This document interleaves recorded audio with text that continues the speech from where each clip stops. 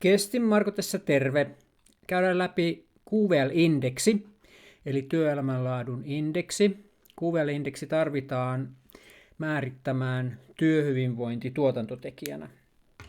Ja lähdetään käymään tämä teoria läpi. Eli me ollaan kiinnostuneet suorituskyvystä, miten työhyvinvointi vaikuttaa suorituskykyyn. Ja tähän muodostetaan tämmöinen asteikko, jossa Y-akselilla on suorituskyky ja tähän X-akselille tulee asia ei toteudu ja kysytty asia on täysin kunnossa.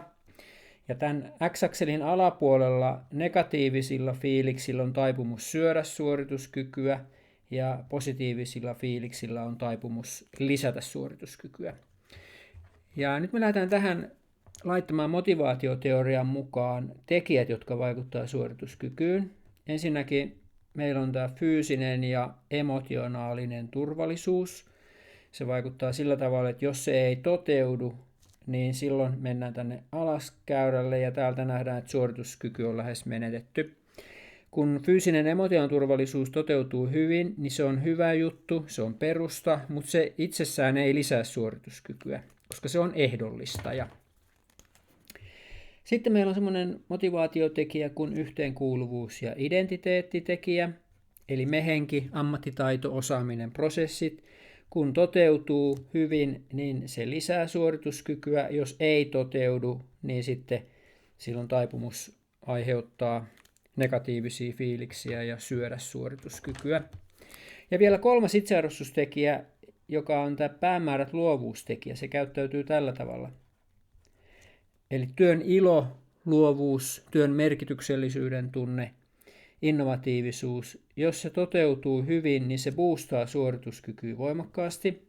Jos ei toteudu, niin sitten suorituskyky lisää jää saamatta, mutta se ei itse asiassa aiheuta työpahoinvointia, koska se on semmoinen tekijä, joka lisää sitä suorituskykyä, mutta ei aiheuta sairaspoissaoloja.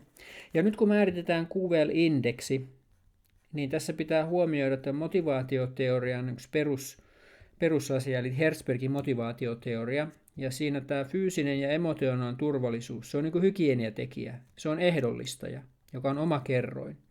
Ja sitten motivaatiota lisäävien tekijöiden yhteisvaikutus, eli yhteenkuuluvuus identiteetti plus päämäärät luovuus jaettuna 2. Ja tässä on tämä Herzbergin motivaatioteoria, hygieniatekijät kertaa motivaatiotekijät. Ja nyt kun me mitataan sieltä henkilöstökyselystä QVL-indeksi, niin tyypillisesti meillä on 5 kysymystä, jotka on korvamerkitty mittaamaan fyysinen ja emotionaalinen turvallisuustekijää, saadaan sen toteuma, ja 5 kysymystä, jotka mittaa yhteenkuuluvuusidentiteettitekijää, saadaan se toteuma, ja sitten 5 kysymystä, jotka mittaa päämäärät luovuustekijää, ja saadaan se toteuma. Ja näistä sitten nämä Y-arvot laitetaan tänne kaavaan. Eli täällä on nämä kertoimet tämän funktioiden mukaan, ja sitten tämä kaava sisältää tämmöisen bayesilaisen ihmisen ominaisuuden, että täällä on tämä ehdollistaja, on tämä fyysinen emotionaalinen turvallisuus.